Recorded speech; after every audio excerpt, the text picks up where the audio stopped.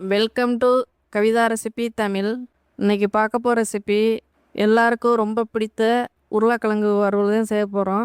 இதை வேக வச்சு தாளித்து கொடுக்குறதுக்கு பதிலாக நீங்கள் இந்த மாதிரி சிப்ஸ் மாதிரி கட் பண்ணிவிட்டு இந்த மாதிரி வறுத்து கொடுக்குறப்ப பிள்ளைங்க ரொம்ப விரும்பி சாப்பிடுவாங்க. பிள்ளைங்க மட்டும் கிடையாது, பெரியவங்களும் நல்லா விருப்பப்பட்டு சாப்பிடுவாங்க. நீங்கள் இந்த மாதிரி ஸ்கூல் டயத்தில் 2 உருளைக்கிழங்கு இருந்தால் போதும். காலேஜ் பசங்க, ஆஃபீஸ்க்கு போகிறவங்க எல்லாருக்குமே ஒரு 10 நிமிஷம் போதும். அதை டக்குன்னு கட் பண்ணிவிட்டு தாளித்து எடுத்துகிட்டு போயிடலாம். இது எப்படி செய்யலாங்கிறத வாங்க பார்க்கலாம். ஃபஸ்ட்டு இந்த ரெசிபி செய்ய தேவையான பொருள் உருளைக்கிழங்கு. 2 உருளைக்கிழங்கு தான் எடுத்திருக்கேன். இதை நல்லா தோல் சீவிட்டு நல்லா ஸ்லைஸாக கட் பண்ணி எடுத்துக்கோங்க. நல்லா மெல்லிஸாக கட் பண்ணிவிட்டு நீங்கள் எடுத்துக்கோங்க, அப்போ தான் சீக்கிரம் வேகும். அந்த மாதிரி எல்லாம் கட் பண்ணிவிட்டு நான் காட்டுறேன்.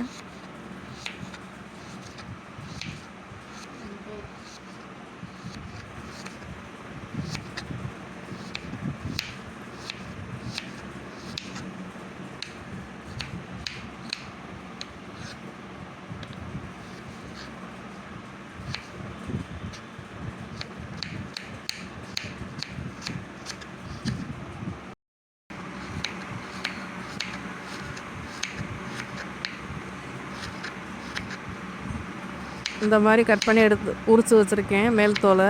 இப்போ இந்த மாதிரி மெல்லிஸாக கட் பண்ணிக்கோங்க. தாளிப்புக்கு வெங்காயம்லாம் தேவையில்லை. எண்ணெய், கடுகு, கொஞ்சம் வரமிளகா இல்லைன்னா பச்சை மிளகா, காரத்துக்கு மிளகாத்தூள், வீட்டில் எப்போயும் அரைச்சிருக்க பொடி, கொஞ்சம் குழம்புத்தூள் போட்டு கடைசியாக பூண்டு இதை தட்டி போட்டு ஸ்டவ்வை கூட்டி குறைச்சி வச்சு நல்லா சிம்லேயே தண்ணி இல்லாமல் வேக வச்சு வறுத்து கொடுத்து அனுப்புறது ரொம்ப டேஸ்ட்டாக இருக்கும், எளிமையாகவும் இருக்கும்.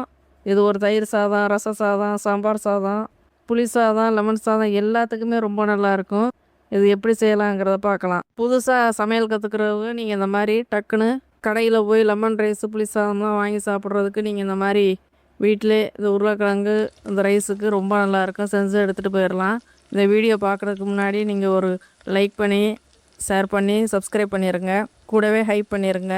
இப்போ உருளைக்கிழங்க நல்லா கழுவிட்டு தண்ணியில் 2 தடவை கழுவிட்டு தண்ணி இல்லாமல் ஒட்டை வடித்து எடுத்துக்கோங்க. இப்போ ஒரு தட்டில் இந்த மாதிரி தண்ணி இல்லாமல் எடுத்து வச்சுருக்கேன். இது தாளிப்புக்கு ஒரு 1/2 ஸ்பூன் கடுகு, ஒரு 1/2 ஸ்பூன் சீரகம், ஒரு 1/2 ஸ்பூன் சோம்பு, கொஞ்சமாக ஒரு 1/2 ஸ்பூன் உளுந்தம்பருப்பு, பூண்டு ஒரு 4 பூண்டு இந்த மாதிரி தட்டி வச்சுக்கோங்க. கருவேப்பிலை கொஞ்சமாக எடுத்து, பச்சை மிளகா. இப்போ ஸ்டவ்வை பற்ற வச்சு ஒரு பேன் எடுத்துக்கோங்க. நல்லா சூடானதுக்கு முன்னாடி தேவைக்கேற்ற மாதிரி எண்ணெய் சேர்த்துக்கோங்க.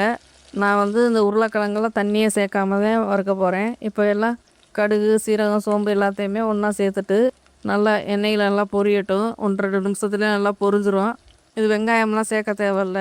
இப்போ 2 பச்சை மிளகா இல்லைன்னா வரமிளகா சேர்த்துக்கோங்க. இப்போ கழுவி வச்சுருக்க உருளைக்கிழங்கு இது கூட சேர்த்துட்டு கொஞ்சமாக பெருங்காயத்தூள், உப்பு, தூள் உப்பு கொஞ்சமாக ஒரு 1/2 ஸ்பூன் சேர்த்து நல்லா கலந்து விட்டுட்டு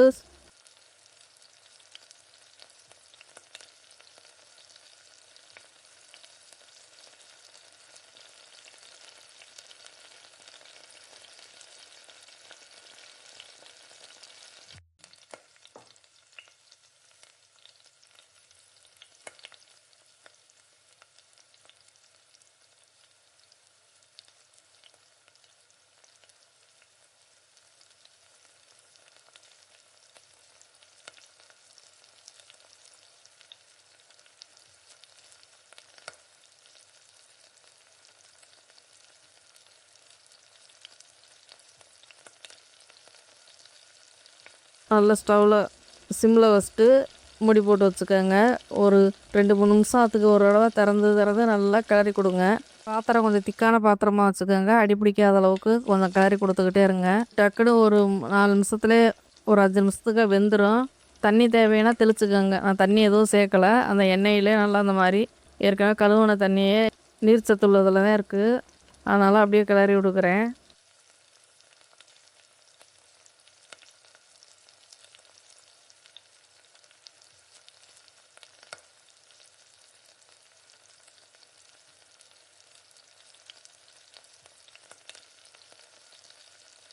இப்போ நல்லா எல்லா பக்கமும் நல்லா கலந்து விட்டு நல்லா வேக வச்சு எடுத்துக்கோங்க. நல்லா ஒட்டாத அளவுக்கு இந்த மாதிரி நல்லா கிளறி கொடுங்க.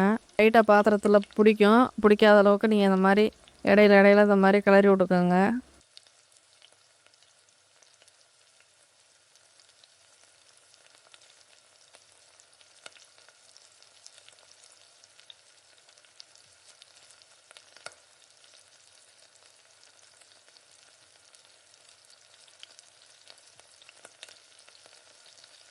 இப்போ உருளைக்கிழங்கு வந்துருச்சு, மசாலா சேர்த்துக்கலாம். இப்போ இது கூட மஞ்சள்தூள், குழம்புத்தூள் ஒரு ஸ்பூன், தனி மிளகாத்தூள் ஒரு ஸ்பூன் எடுத்து வச்சுருக்கேன். தேவைக்கு ஏற்ற மாதிரி தான் எடுத்து வச்சுருக்கேன். ஏன்னா 2 உருளைக்கிழங்கு தான் சேர்த்துருக்கோம். இது போதும். நீங்கள் அதிகமாக செய்யணும்னா எல்லா அளவுகளையும் கொஞ்சம் கூட்டி குறைச்சா சேர்த்துக்கோங்க. இப்போ நல்லா கலந்து விட்டு ஒரு 2 நிமிஷம் அந்த பொடியுடைய பச்சை வாசனை போகணும், எண்ணெயெல்லாம் பிரிஞ்சு வரணும். அது வரையும் நல்லா ஸ்டவ்வை முழுமையாக கம்மி பண்ணி வச்சுட்டு நல்லா கிளறி கொடுங்க.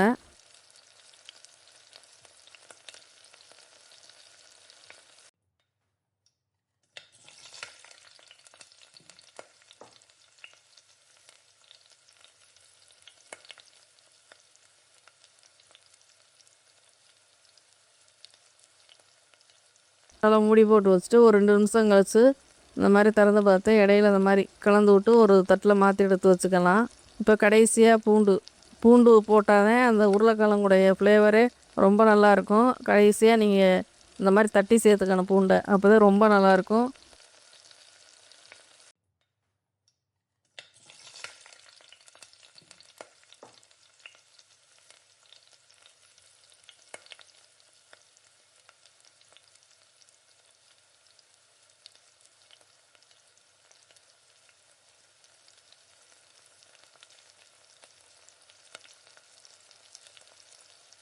இந்த வீடியோ பிடிக்கும் எல்லாருக்கும்.